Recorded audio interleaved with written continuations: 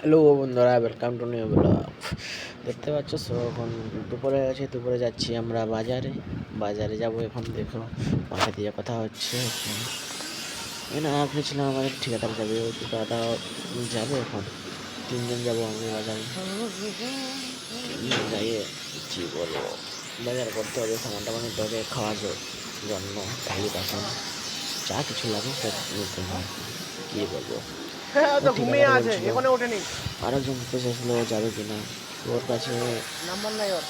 ও তো থাকে ঘুমিয়েছিল, এখনো ওঠেনি। এখন বাজে একটা, এখনো ঘুমিয়ে আছে ও। সকাল থেকে কিছু খাইনি, আমরা খেয়েছি, ও খাইনি। সকালে শুতে শুতে টিকিটের বাইরে বাইরে কথা হলো। টাটা। বাইরে আসো।